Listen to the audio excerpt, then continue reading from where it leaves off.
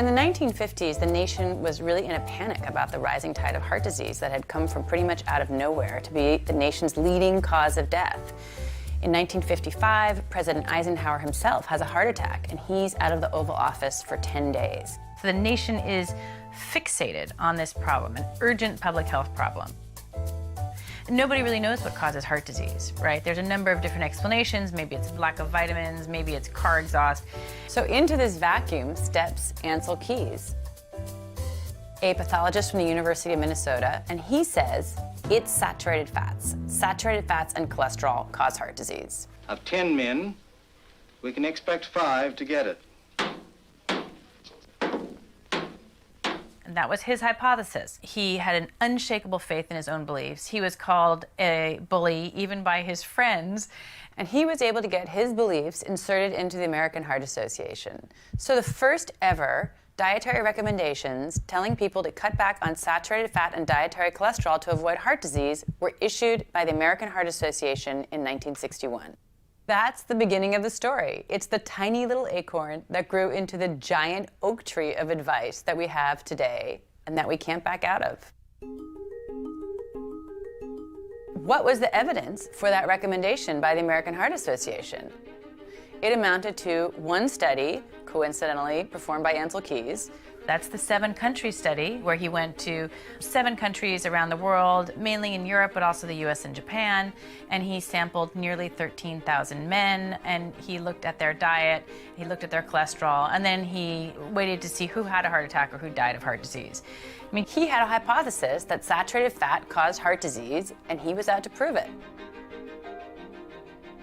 For one, it's very clear that he cherry-picked his countries. He had done a number of pilot studies. He knew where people were not eating much saturated fat and had low rates of heart disease, like Yugoslavia and Italy. And he ignored other countries, also low rates of heart disease, like Germany and Switzerland and France, where they ate a lot of saturated fats. He didn't go to those countries, which would have disproven his hypothesis. His study showed that low saturated fat intake was associated with low rates of heart disease. Associated, but it doesn't mean that reducing saturated fat is what caused those people to suffer less heart disease. It was also true that these people ate very little sugar. In fact, they also found in that study that what correlated best with cardiovascular death was sugar. Then what ensued was a tremendous amount of science to try to prove Ancel Keys' hypothesis right. Billions of dollars were spent in large clinical trials, the most rigorous kind of science you can do, and they were done in mental hospitals and veterans hospitals, the kind of experiment that you can't do anymore because it's considered unethical. And at the end of billions of dollars of research, they could not prove Ancel Keys' hypothesis. In the 35 years we've been following the guidelines, animal fats are down by 17%, red meat down by 17%, eggs are down by 17%, whole milk down by 73%. So everything we've been told to cut down on, we have cut down.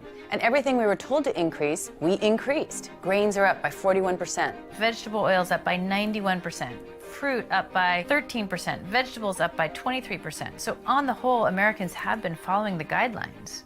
It leads you inevitably to the conclusion there must be something wrong with the guidelines themselves. Hypothesis has been adopted not only by the American Heart Association, but also by the National Institutes of Health, the entire federal government, medical societies, and a number of industries, the vegetable oil industry, ADM, Monsanto, Bunge, some of the biggest companies in the world, and the grain industry and the soybean industry. So these results had to be ignored somehow or suppressed. Could you describe what the low-carb, high-fat pyramid would be? Yeah, actually, that is maybe a graphic that more than any other. What you have to do is take the existing food pyramid and turn it upside down so that everything that used to be in the base of the food pyramid, grains, carbohydrates, really has to be up in the tip.